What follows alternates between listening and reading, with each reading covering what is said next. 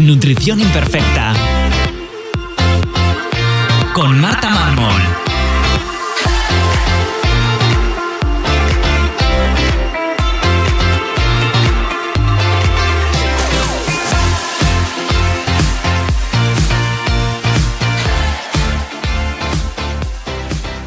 Bienvenidos a Nutrición Imperfecta, el podcast de Marta Mármol. Un lugar para aprender a cuidarte y a empezar a ver la nutrición como una aliada para recuperar tu salud y encontrarte mejor. Con este podcast quiero transmitirte la salud desde un punto de vista integrativo, donde la alimentación, los hábitos saludables y la salud intestinal juegan un papel fundamental. Si has notado algún síntoma digestivo y quieres saber por dónde empezar, te recuerdo que puedes descargarte mi ebook gratuito Síntomas digestivos, la gran epidemia, en martamarmol.com/ebook. Y si quieres que te acompañe en tu caso particular para mejorar tu salud, puedes reservar tu consulta individual en martamarmol.com.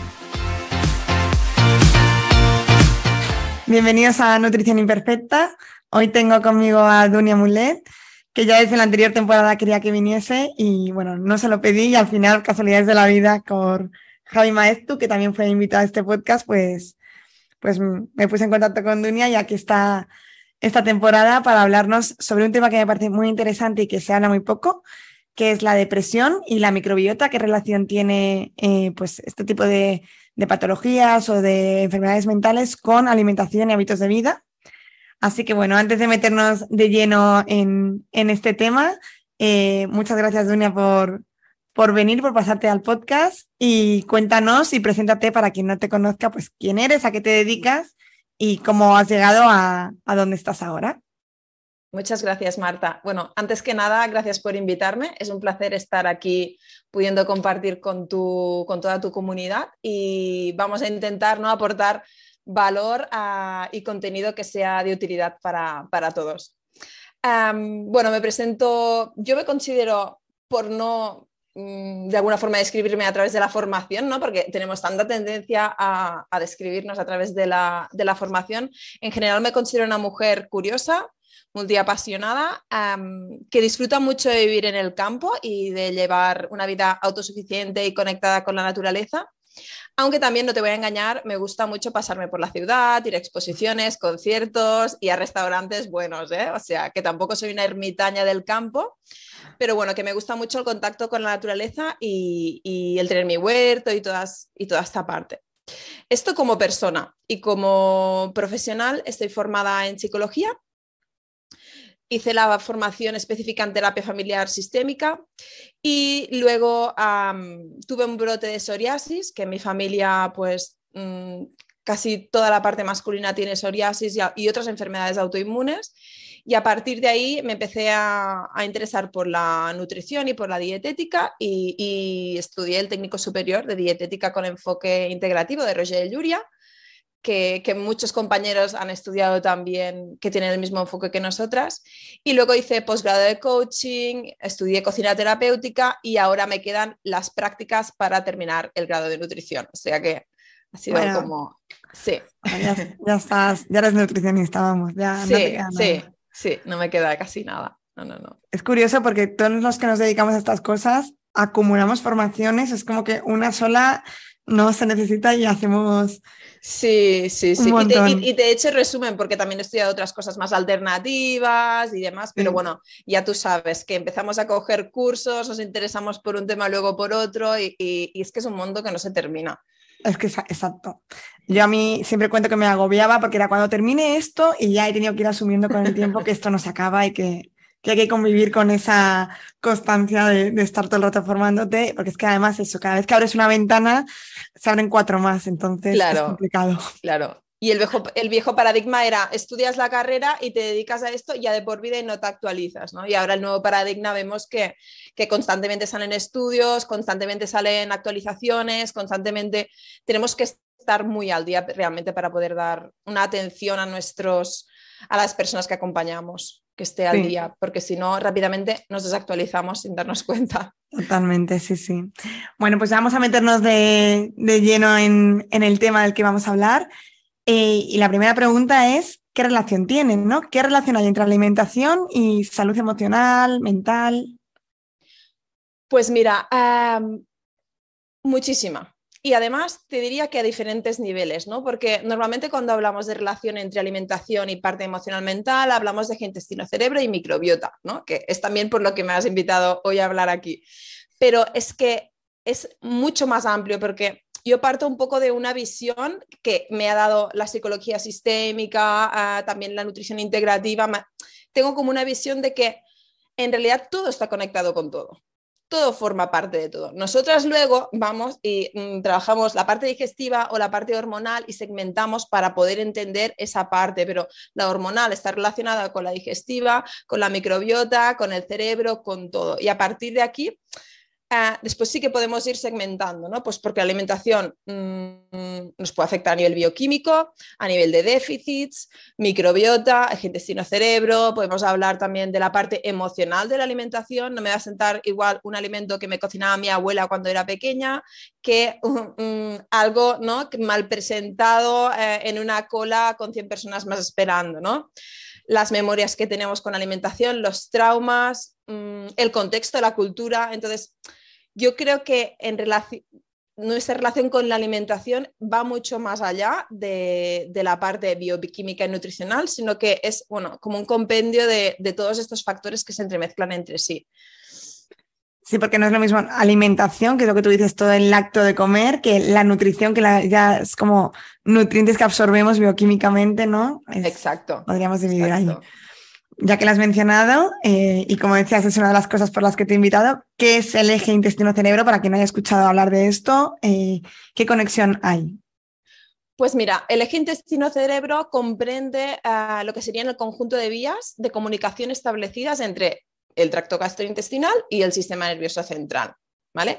Y esto incluye los sistemas neuroendocrinos y neuroinmunitarios, la rama simpática y parasimpática, el sistema nervioso autónomo, el sistema nervioso entérico, que es el sistema nervioso que tenemos a nivel gastrointestinal, y por supuesto la microbiota intestinal.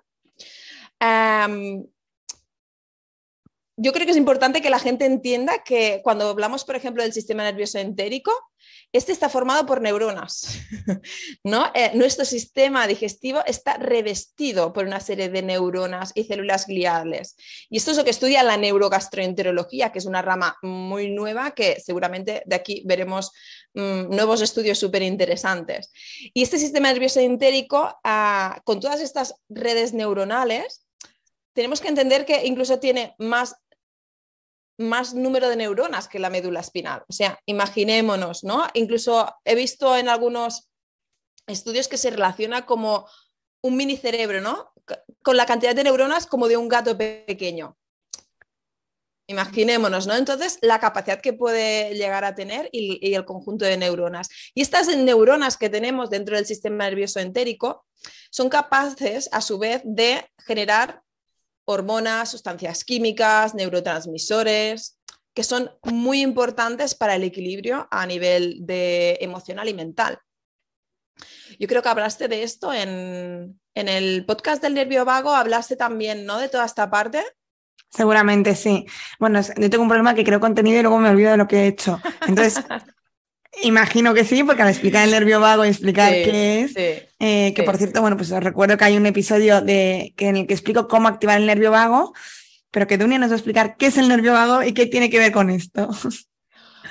Lo vi, tu podcast del nervio vago, y la verdad es que está súper, súper, súper completo. Te felicito porque es poca cosa más puedo añadir al gran compendio que pusiste tú en ese podcast, pero vamos a hacer un pequeño resumen. De alguna forma tenemos que entender que nuestro sistema nervioso simpático, ¿no?, permanece activo mucho más tiempo de lo que debería, y esto puede causar estragos en nuestra salud mental, física, emocional y en nuestro tono vagal. Solemos tener un tono vagal bajo a causa de la baja estimulación del nervio vago. Tú ahí lo explicabas muy bien, ¿no? Explicabas la importancia de estar en sistema nervioso parasimpático, no solo en la parte activa de nuestro sistema simpático, de relajarnos, de cantar, de estimular toda la parte a nivel de glotis, de regular nuestras emociones, y toda la parte que nos ayuda a estar relajadas o fuera de estrés, estamos de alguna forma estimulando nuestro nervio vago. De hecho, la estimulación del nervio vago optimiza la sinapsis del circuito neuronal de nuestro cerebro y evidentemente, cuando hay depresión, está desregulado. Entonces, una de las formas de mejorar un estado depresivo es hacer estimulación del nervio vago, ¿no? Meditando, cantando, haciendo gárgaras, todo el compendio de cosas que tú ya pusiste muy bien explicadas en tu podcast. Además, estimular el nervio vago optimiza la función de la corteza cerebral, de la amígdala, que de por sí con depresión se ven disminuidas. Se ven disminuidas estas áreas del cerebro. Entonces, estimular el nervio vago optimiza esta función de estas áreas que se ven de alguna forma deplecionado su funcionamiento. ¿Se ven más pequeñas en tamaño también? ¿Sí? Sí, mira. Sí, es muy fuerte, pero sí. No, yo me imagino el nervio vago como el típico cable que lleva la señal, ¿no? Entonces supongo que si no llega señal, como se irá deteriorando, ¿no? Claro, sí, mira, hay un estudio de unos 9.000 pacientes que durante 3 años hicieron seguimiento de cómo les afectaba la depresión grave y vieron que la depresión grave cambiaba y la forma de funcionar y el tamaño de 3 zonas, de la amígdala, del hipocampo y de la corteza cerebral. Y claro, estas partes del cerebro están relacionadas con, por ejemplo, la amígdala con el procesamiento y almacenamiento de reacciones emocionales, ¿no? Dentro del sistema límbico. Entonces, claro, toda esta parte a nivel de procesamiento de las emociones, a nivel del hipocampo, que trabaja más la parte de memoria, ¿no? Todo esto se ve deplecionado y realmente lo vemos en una persona con depresión. ¿Cómo está esa persona? Está desconectada del entorno, está con un tono muy bajo, no ves conexión emocional, les cuesta conectar. Yo lo veo cuando tengo clientes o pacientes con síntomas depresivos que les cuesta mucho conectar en consulta. Están como, les cuesta conectar con la parte emocional, haces una broma y no se ríen, ¿no? Hay como esta parte a nivel límbico y de la amígdala que no terminan de poder conectar.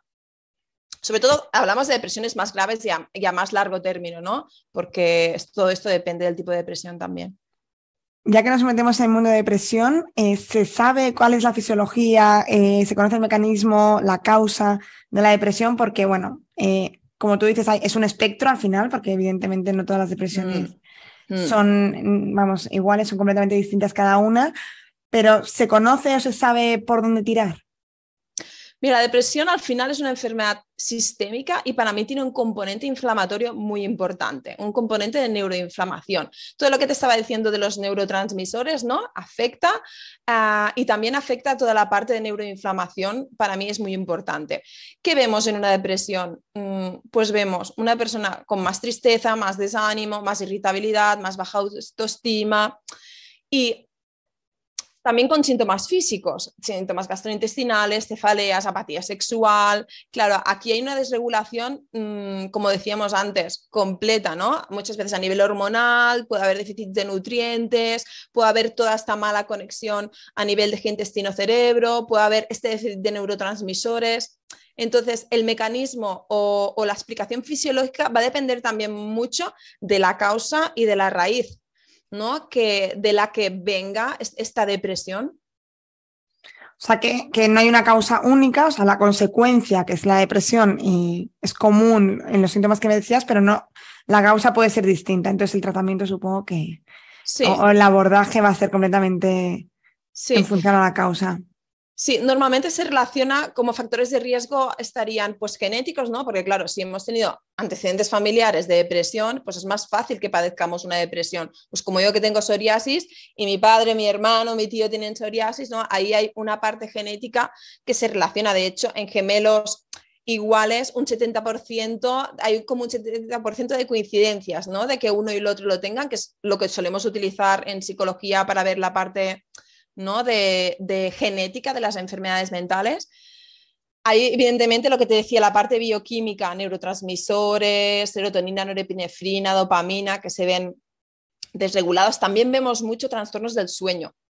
Es decir, normalmente hay insomnio cuando hay depresión y suele haber un insomnio más inicial cuando hay depresión. Y cuando hay depresión y ansiedad o solo ansiedad, suele haber más despertares nocturnos. Suele haber mejor sueño de conciliación, o sea que nos dormimos más fácil, pero no solemos despertar más.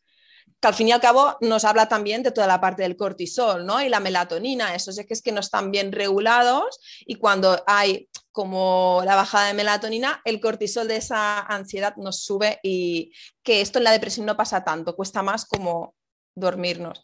Y evidentemente también enfermedades crónicas, neurodegenerativas, están muy relacionadas con depresión. Evidentemente nos diagnostican un cáncer, ¿no? Nos diagnostican una enfermedad neurodegenerativa, tiene una parte bioquímica y de neuroinflamación, pero un diagnóstico o un trauma o el alejamiento social que hemos vivido, por ejemplo, con toda la pandemia, ha subido la depresión, ha subido el suicidio, ¿no? Entonces, aquí hay, pues lo que decimos, componentes multifactoriales.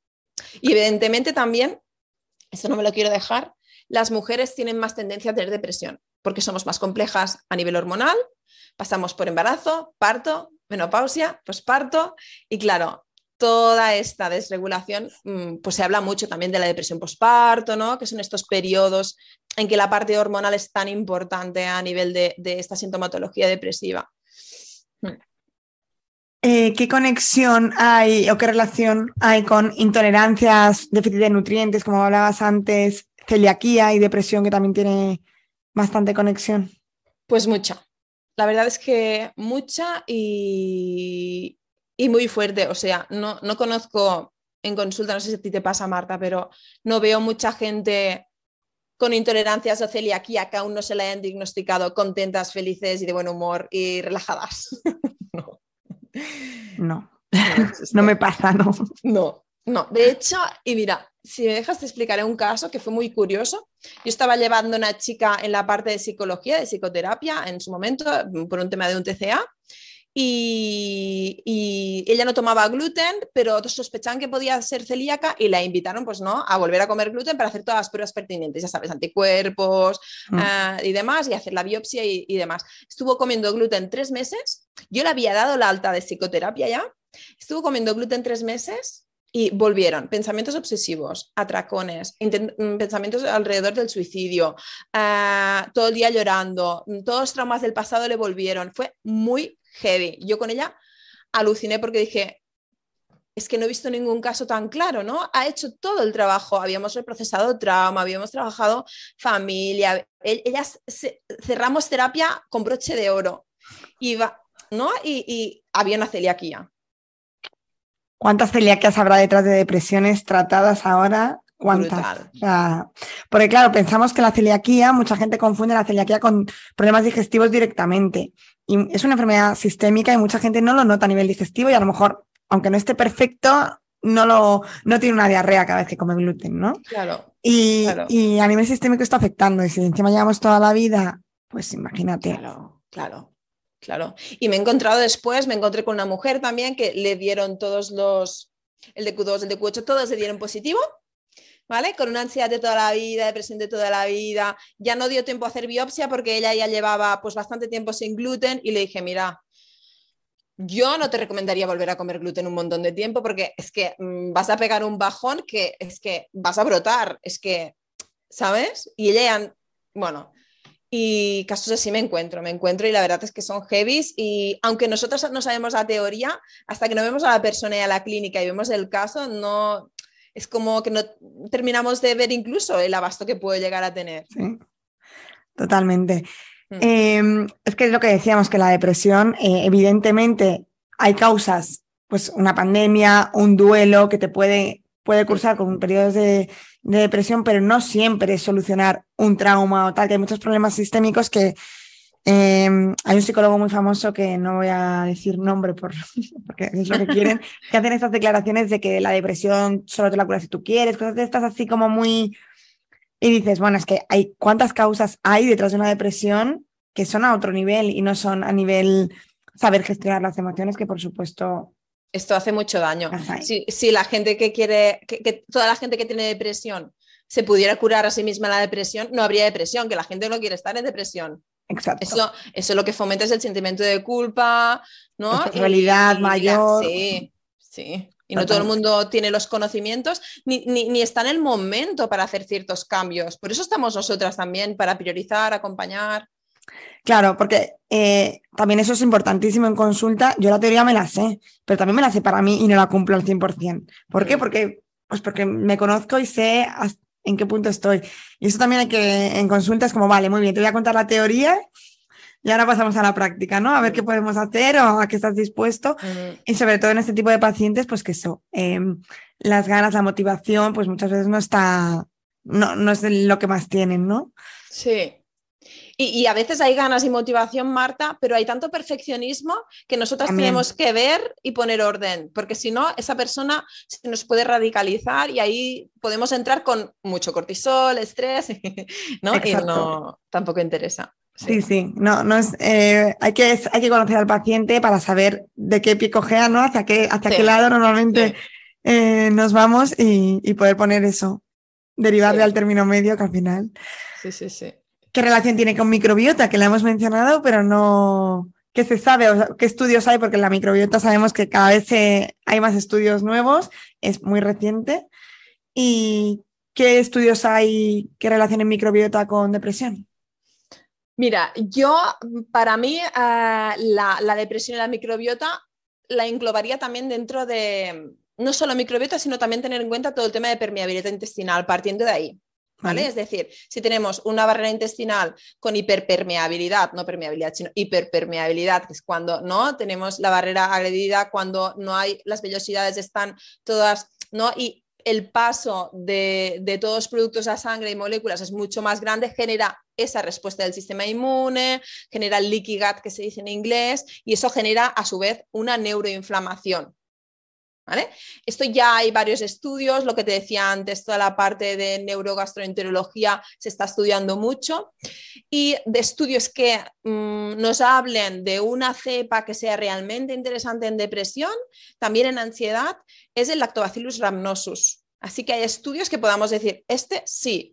Para mí, después, evidentemente, cuando cogemos un estudio de teletest o un estudio de microbiota de la empresa que sea, no hace falta hacer propaganda de ninguna, hacemos, ¿no? Ahí podemos ver ya, pues bueno, déficit de Akkermansia, podemos ver que tenemos una mucoprotectora desregulada, que tenemos intolerancia, por ejemplo, al gluten, y ahí ya podemos filar más delgado, ¿no? Que no sé si se dicen que es en castellano, pero... Hilar, será, ¿no? Sí, hilar más delgado, en catalán es filar més prim, me sale la expresión. Y existen psicobióticos que comprenden, ¿no? Ya nos incluyen Lactobacillus rhamnosus, nos incluyen diferentes cepas de Lactobacillus y bifidobacterias, que son las principales que tenemos que regular. Tenemos que intentar tener, sobre todo y en general, una eubiosis, no estar en disbiosis, porque claro, me viene un SIBO, nos viene un Helicobacter pylori, nos viene cualquier disbiosis o cualquier disfuncionalidad en el sistema gastrointestinal o de disbiosis, y claro, esto que nos está diciendo ya que ahí no es que solo me falte Lactobacillus rhamnosus, yo le pongo Lactobacillus rhamnosus a esa persona sin hacer alimentación, sueño, descanso, sin poner suplementación por déficit, y ya le puedo poner Lactobacillus rhamnosus toda su vida, que no se le va a ir la depresión. ¿Me explico? Claro. Eso que decíamos antes, ¿no? De la mirada global que nos toca hacer. Y para mí también es muy importante el tomar alimentos fermentados. ¿Vale? ¿Vale? Tengo un podcast con Javi sobre esto que... Genial. Seguro que está genial porque Javi es un crack y aún no me lo he escuchado, pero va a caer seguro. Eso es para coger papel y boli, porque es que sí que hizo punto 1, punto 2. Muy sí, interesante. qué bien. Javi es un crack. Pues sí, comer alimentos fermentados, una alimentación prebiótica, todo esto es muy importante para mantener el equilibrio de nuestra microbiota. Evidentemente, si tenemos un SIBO o si tenemos una histaminosis o un déficit de DAO, pues esto se va a tener que pautar por una profesional, ir viendo qué alimentos vamos introduciendo, qué no, y hasta qué punto y cuándo introducimos ciertos fermentos. Si hay un hipotiroidismo, pues no vamos a hartarnos de chucrut, ¿no? Vamos a hacer a lo mejor de zanahorias, el fermentado, ¿no? Pues eso hay que ir viéndolo. También hay que mirar si hay parásitos, porque también suelen estar muy relacionados la parasitosis con pensamientos obsesivos, bruxismo, rumia. lo veo mucho. Mm. Y a veces veo a gente en consulta más de psicología y ya veo síntomas de parásitos. Dos preguntas, porque a veces los parásitos tampoco no siempre van asociados a diarreas o síntomas gastrointestinales, ¿no? Pero ya si ves unos eosinófilos altos, ya ves a nivel de pensamiento de rumia, el bruxismo, ya yo a mí me gusta descartar. Y muchas veces hay parásitos y la gente después encuentra muchísimo más calma y flipan de decir, vale, es que tenía, yo qué sé, una giardia o que tenía y alucinan. Y sí. Yo pregunto mucho por sueños. Sueños raros. Es algo que me encuentro muy común con parásitos, pero nunca había preguntado por pensamientos obsesivos. Sí, sí. Bueno, y en cándidas también, ¿no? El deseo de tomar dulce de forma, bueno, evidentemente puede haber un tema de metabólico y demás, pero la cándida está pidiendo su comidita, ¿no? O sea, está pidiendo su azúcar. Entonces, ahí también muchas veces pensamos que es un tema de conducta alimentaria y no es un tema de conducta alimentaria, es un tema metabólico y de proliferación de cándidas que tenemos que regular. Sí, mucha gente que viene con ansiedad por la comida, es que no puedo dejar de comer dulce y además se sienten culpables porque es algo como que de verdad no pueden. Es que tengo un bicho interno que es que me hace comer. Y muchas veces es o cándida o mala gestión de la insulina, del azúcar, de la glucosa. Sí. O sea que a veces mezclamos porque al final eso, el final la conducta es la misma, pero no Sí. se puede abordar de la misma manera. Sí. Vale, vamos a ver cómo, aunque hemos ido metiendo cosas, vamos a ver cómo el tratamiento, ¿no? Entendiendo tratamiento como cómo abordar a un actiente, que me encanta que digas actiente en vez de paciente, me encanta la palabra porque es verdad que paciente es una palabra terrible, porque es como que se tienen como que esperar a que alguien les haga algo, ¿no? Tienen que esperar con paciencia a que otros hagan algo por ellos. Sí, sí. Vamos a ver, has empezado ya con la alimentación, ¿cómo abordamos un actiente con depresión desde todos los ámbitos de hábitos de vida, desde alimentación, descanso, gestión del estrés, ejercicio físico? Vale, vale. Tenemos tela aquí, ¿eh? Sí. Vamos allá. Bueno, primero que todo, yo valoraría a sintomatología digestiva, ¿no? Si hay una disbiosis, si hay una parasitosis, estado de como si van al baño, si hay estreñimiento, si hay diarrea, si puede haber permeabilidad intestinal, toda la parte nuestra, ¿no? Más clínica, eso lo primero, porque es lo que te decía, ya podemos tomar Rhamnosus, ya podemos tomar vitaminas del grupo B o lo que sea, que si esto no está solucionado, no hay una buena absorción, hay una inflamación a nivel, lo que decía, a nivel intestinal que afecta a nivel de neuroinflamación. Esto es lo primero.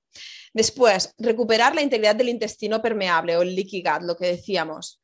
Uso de glutamina, caldo de huesos, suplementación, alimentación antiinflamatoria, alimentación evidentemente alta a nivel de densidad nutricional, plato de Harvard o que haya la cantidad de verduras y de la parte de hidratos de carbono, dependiendo de cada persona, ¿no? Lo que decíamos a nivel metabólico o no, actividad física, eso va a depender, y que haya una parte de aporte de proteína. Dentro de esto, valoro mucho que haya un buen aporte de omega 3. Se ha visto en estudios que es más interesante que sea de DHA, y a mí me gusta mucho añadir pescado azul pequeño,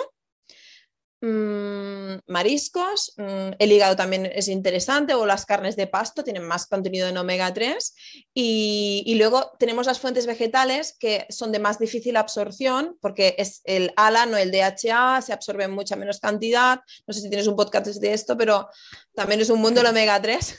Tengo un podcast que hablo de suplementos anteriores en omega 3 y explico esto, ¿no? La conversión de ALA a DHA que cuesta más y bueno, no nos aseguramos de ese aporte. Sí, no me enrollo entonces. Y es interesante también aportar con suplementación.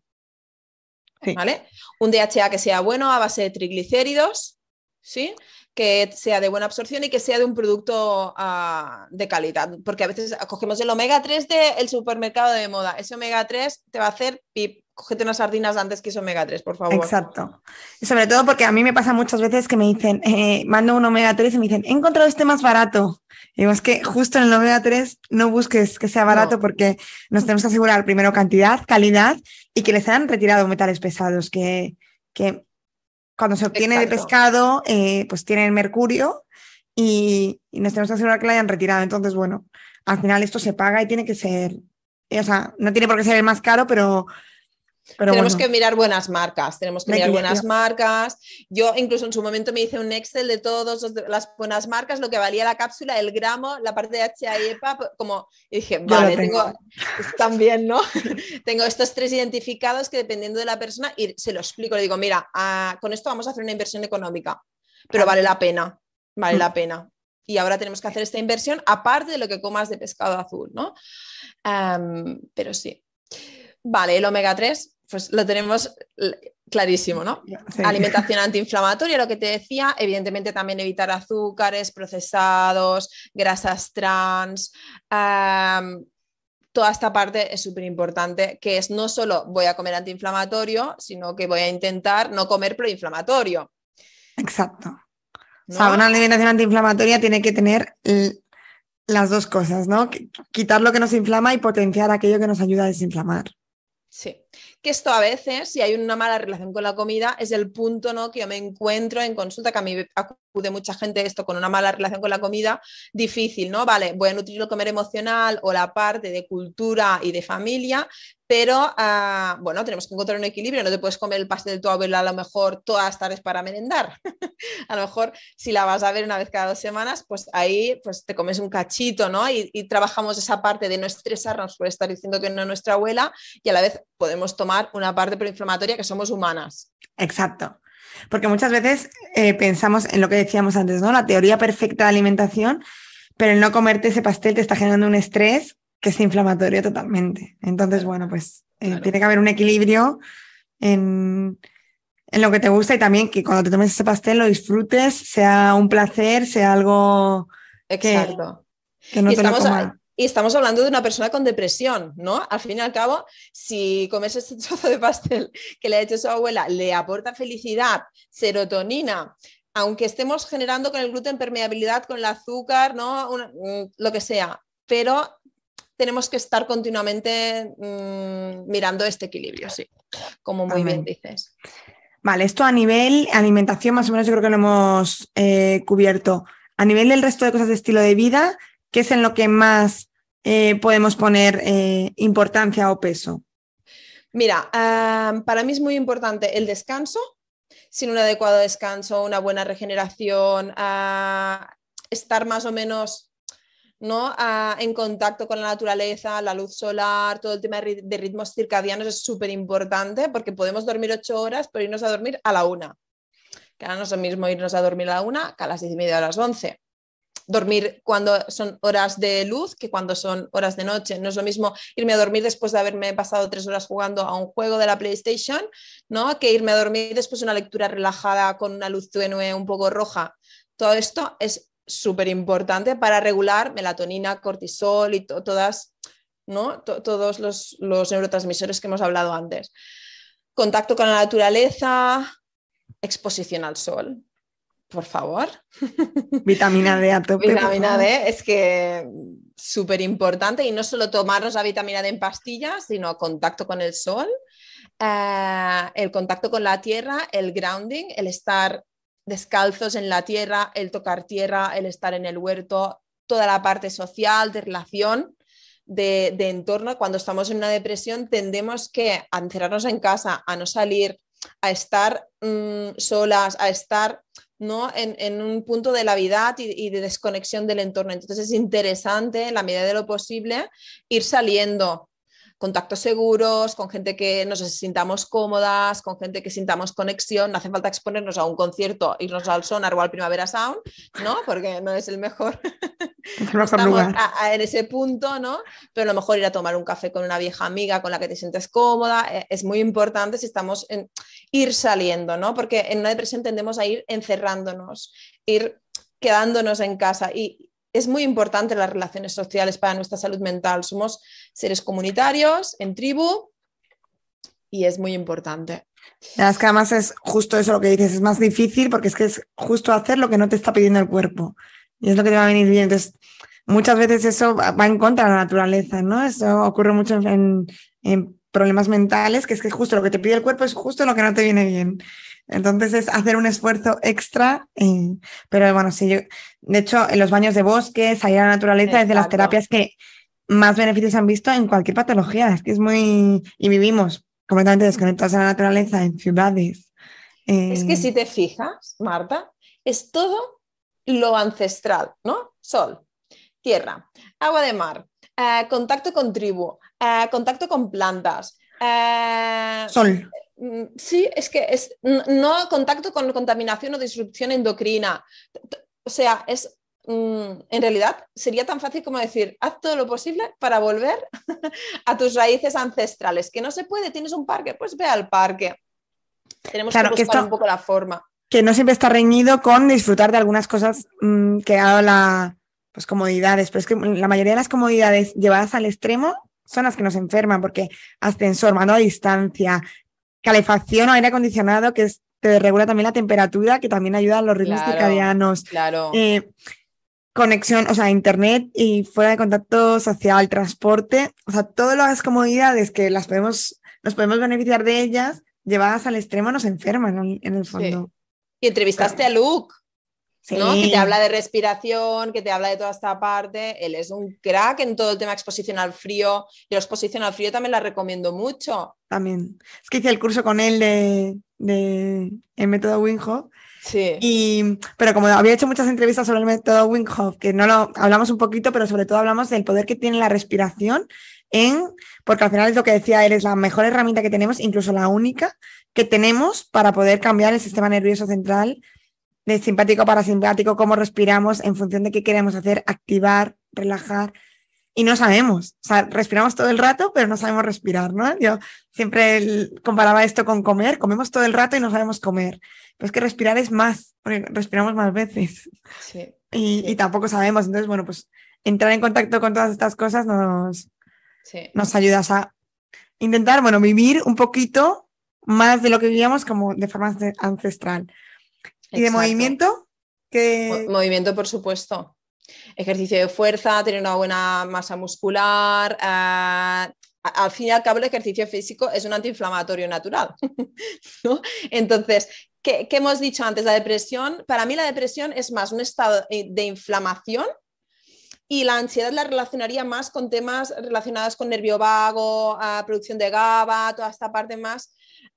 Por lo tanto, todo lo que sea nos ayude a desinflamar, por ejemplo, el ejercicio físico de fuerza, pues es muy interesante.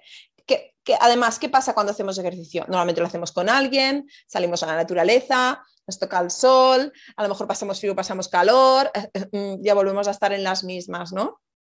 Sí, o sea, que sin darnos cuenta hemos hecho todo lo que acabamos de decir anteriormente. Sí.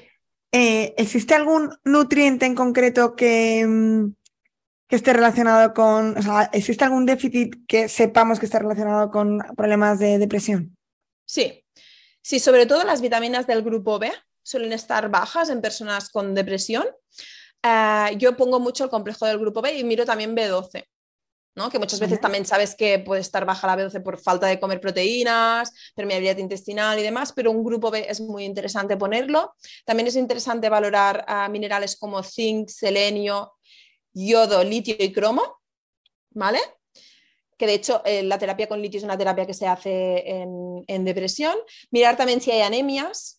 Evidentemente, si también hay una desregulación de la tiroides, si tenemos un hipotiroidismo que diríamos subclínico, que aquí Montse Reus nos diría, no es subclínico, estoy de acuerdo, Montse, pero no. Pero se llama así, sí. Sí, lo decimos así para entendernos. Y luego todo lo que comentaba de la parte del omega 3 me parecería interesante. Claro, pero evidentemente pueden haber otros déficits, puede haber una desregulación hormonal a nivel de todo el ciclo menstrual que también nos esté afectando, puede haber, ¿no?, muchas otras cosas, pero como déficits estos, zinc, selenio, yodo, hierro, litio, grupo B y me la iba a dejar, la vitamina D. Bueno, vitamina D, es que se me olvida ya porque lo metería en todos los sitios. Sí, es como la respuesta comodín. Si te preguntan, vitamina D. Vitamina D. ¿Qué suplemento me tomaría? Vitamina D. Vitamina D, principal. Totalmente. Vamos, no puedo acabar este podcast sin preguntarte por la terapia que se utiliza para tratar, o sea, antidepresivos, los medicamentos que se usan para tratar la depresión. ¿Cómo nos pueden ayudar? O sea, ¿cómo afecta? ¿Nos pueden ayudar? ¿Nos puede venir mal en algún momento? ¿Qué tenemos que tener en cuenta a la hora del uso de esos medicamentos? Vale, voy a intentar aportarte sabiendo que tú eres farmacéutica, ¿eh? Sí, bueno, da igual. Si no, me añades contenido que tú seguro que también puedes aportar. Mira, yo para mí el uso de medicación cuando hay una depresión hay que valorar la persona cómo está, porque a veces llegamos a un punto de que realmente no nos vemos capaces de hacer ningún cambio, estamos muy bajas, hemos pasado por un duelo o estamos, ¿no?, en un momento muy, muy complicado. La terapia va a costar un poquito a que la persona remonte, los cambios que podamos hacer, la analítica va a tardar en llegar, ¿no?, y la persona realmente está muy mal. Ahí yo... venga, pues hacemos medicación porque lo que necesitamos es ese punch que te ayude a ti a remontar, a encontrarte mejor y desde ahí con más fuerza empezar todo el trabajo integrativo, ¿sí? Pero tenemos que tener en cuenta que cuando empezamos una medicación tiene que estar pautada por un médico, tiene que estar, luego cuando se va quitando se tiene que ir retirando por un médico, se tiene que ir haciendo poco a poco, hay un mínimo de tiempo que se tiene que tomar esta medicación una vez empiezas, bueno, esto se tiene que ir pautando también y yo intento contactar con un par de psiquiatras un poco integrativas para apoyarme en eso, porque si no, la verdad es que a veces con el médico de cabecera es complicado. Pero sí que es verdad que la medicación nos juega nos va un poco en contra de la parte de microbiota intestinal, nos desregula, nos genera cierta inflamación. Todo lo que son, ya sabemos, antiinflamatorios, sedantes, hipnóticos, píldoras anticonceptivas, AINES, antibióticos, benzodiazepinas, pues nos generan una inflamación y nos generan una desregulación de la microbiota y tenemos que saber qué cartas jugamos y qué cartas nos interesa jugar con esa persona en ese momento. Y también hay que tener en cuenta que la toma de medicamentos antidepresivos puede generar un déficit de calcio y osteoporosis a largo plazo. Y eso también se tiene que hablar y tenemos que saber cómo está la persona también a nivel de salud ósea que tenemos delante, porque es un factor más a valorar. Vitamina D. Sí. Como respuesta. Vale. Y hay polémica, Marta, con antidepresivos. Hay polémica también porque hay algunos estudios que relacionan, hay un metaanálisis que recoge datos clínicos de 1999 hasta 2015-16 que habla de que las personas sanas, es un estudio que se ha hecho con personas sanas que les han puesto antidepresivos, ¿vale? Y lo que se relaciona es que hay más pensamientos de suicidio, alrededor de 2,4 veces más. Entonces, no está tan demostrado que los antidepresivos realmente hagan su función.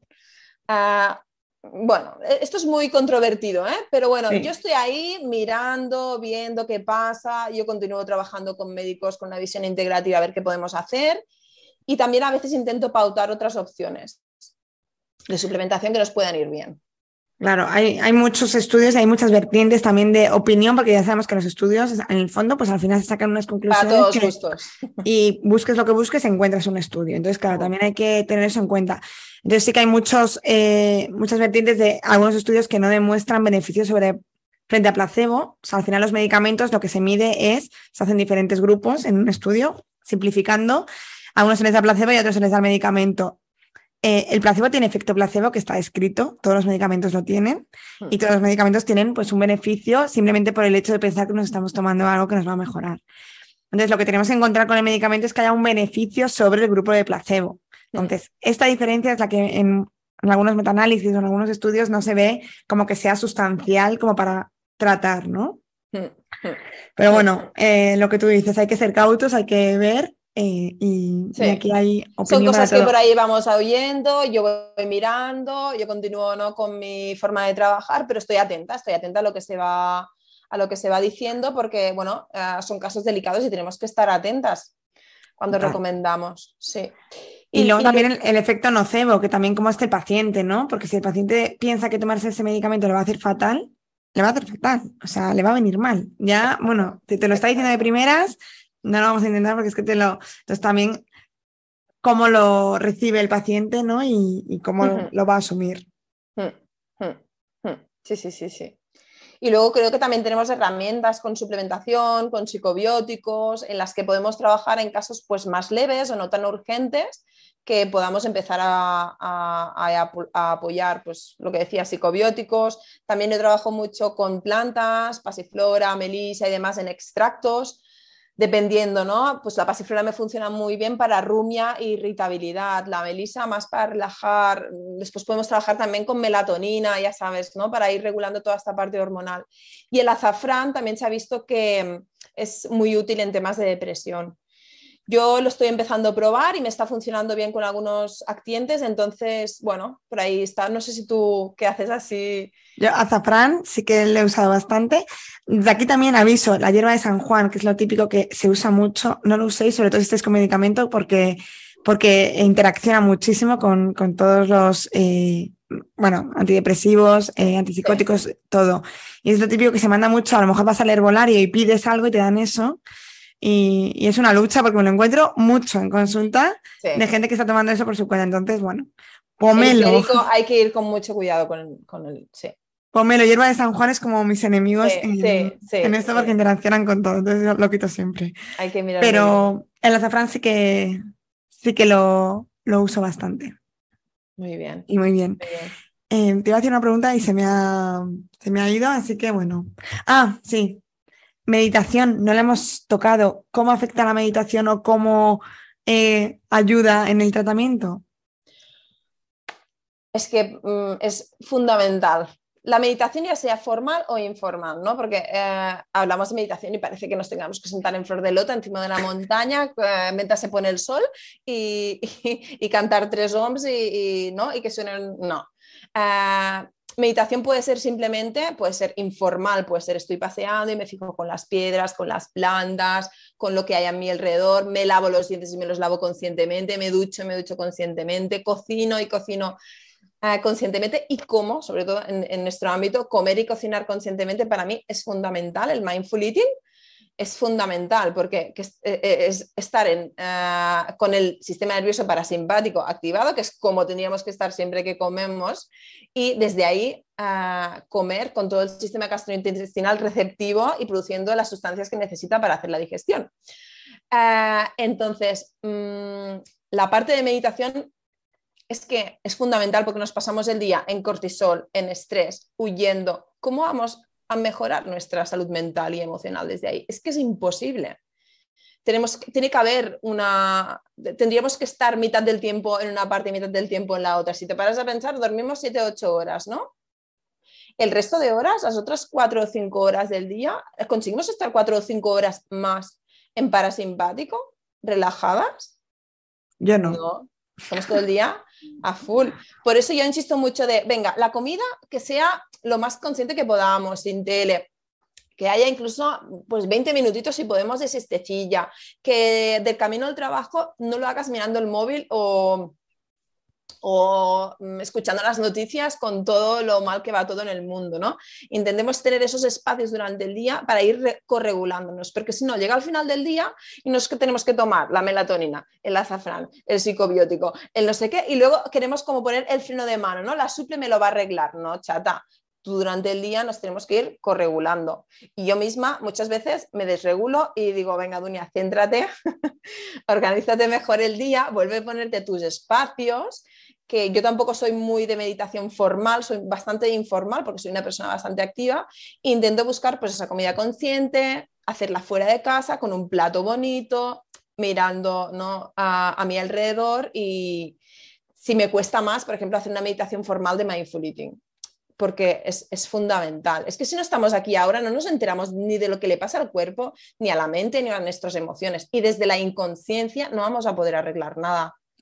Totalmente. Y yo creo también con esto quitar un poco de presión, porque muchas veces ahí me cuentan en consulta, claro, es que yo sé lo que tengo que hacer, yo sé que me tengo que levantar, o sea, acostarme pronto, levantarme con la luz del día, meditar, darme una ducha de agua fría, leer, desayunar tranquilamente.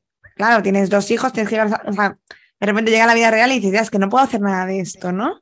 Y también, pues eso, bajar un poco de expectativas y que cada uno lo adapte a lo que sea. Claro. Yo también estaba un tiempo intentando, porque no lograba meditar de forma formal, Y luego ya me di cuenta que es que yo meditaba en otros aspectos, pues eso, cocinando, por ejemplo, para mí es momento de que de repente digo, uy, el móvil.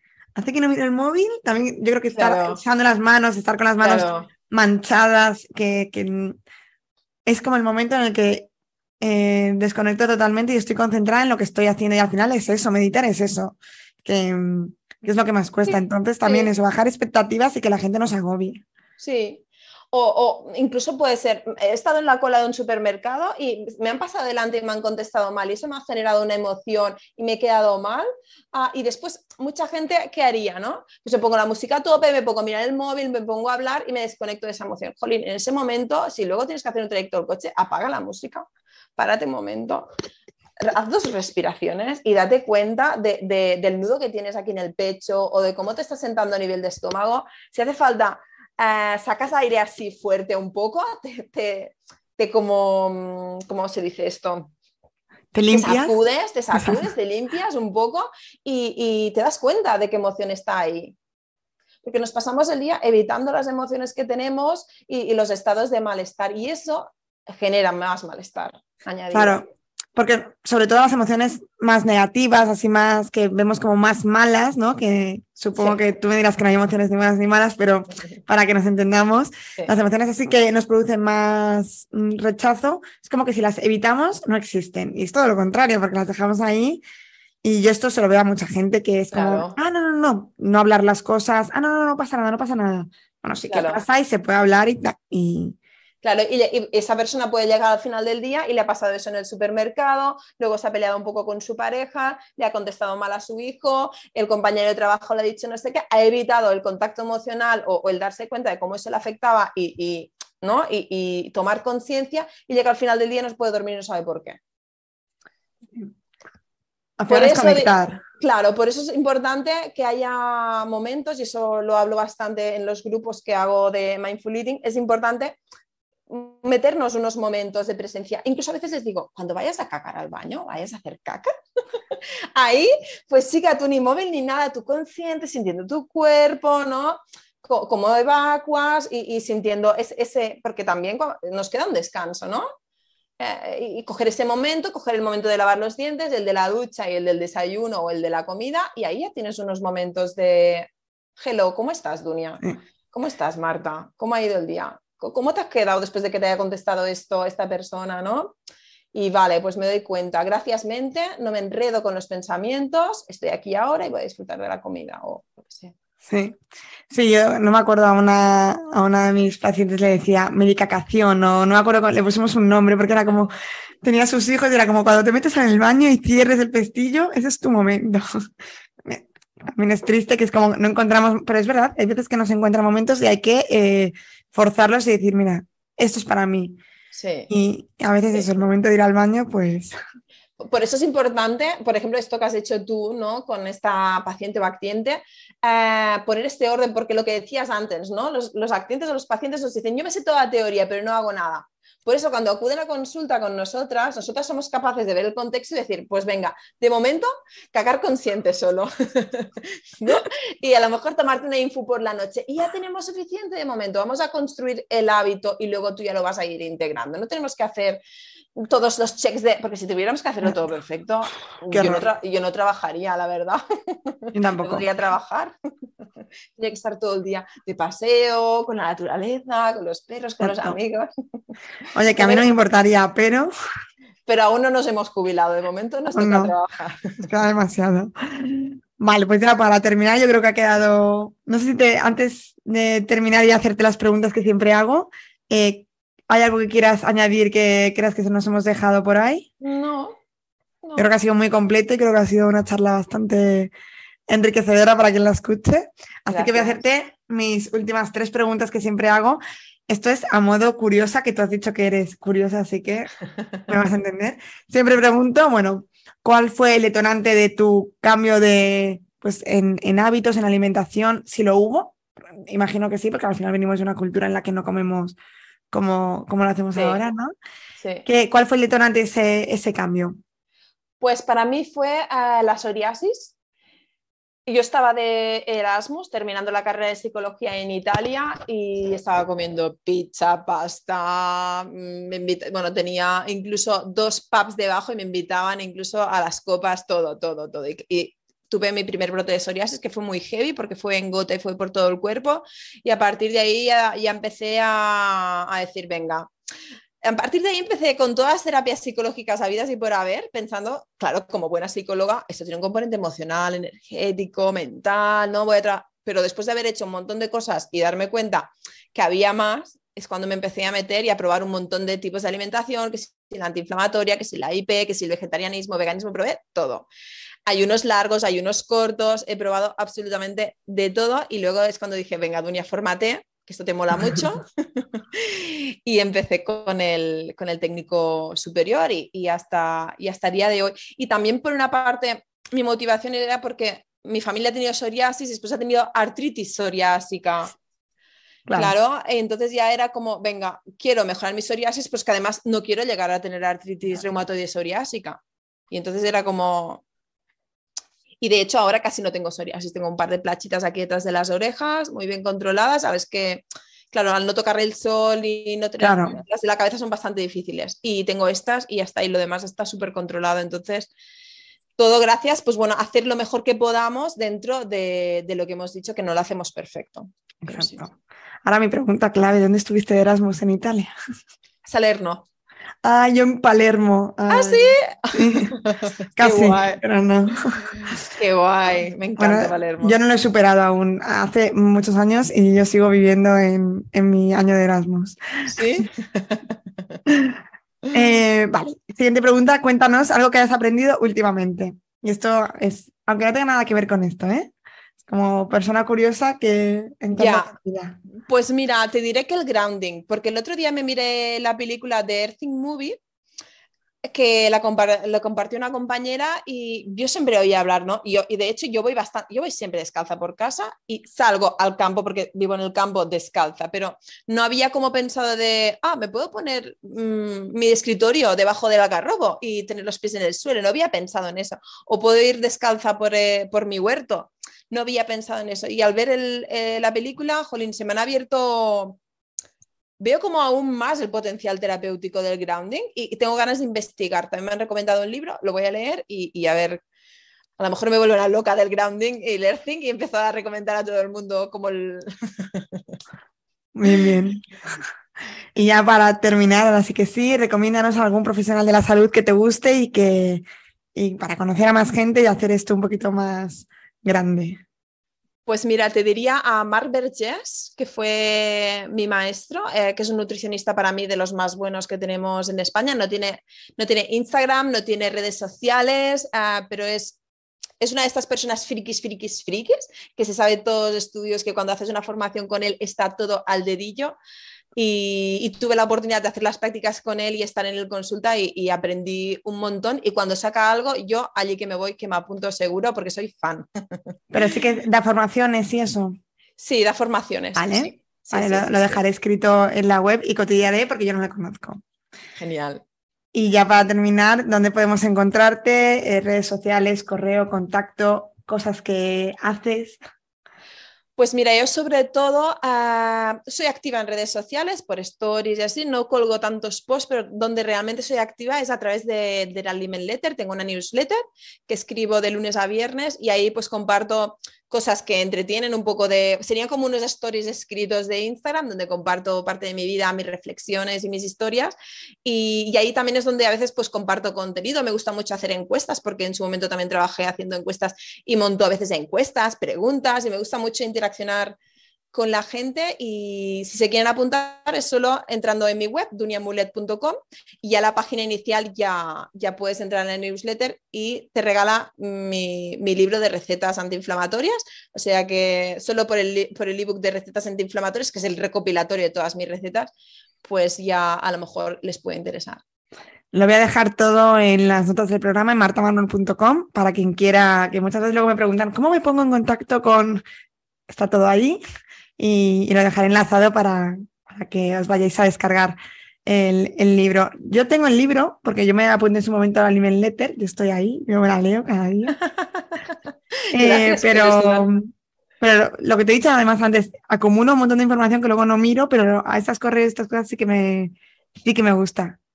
Sí, porque al final es fresco, no estoy todo el rato hablando de cosas técnicas y clínicas, ¿no? Sino que relaciono un poco mi vida con mis reflexiones, la gente se puede sentir identificada, es más personal. Y al final nuestra mente también necesita un poco de entretenimiento, no tanta información y sentir la parte humana, ¿no? de esto.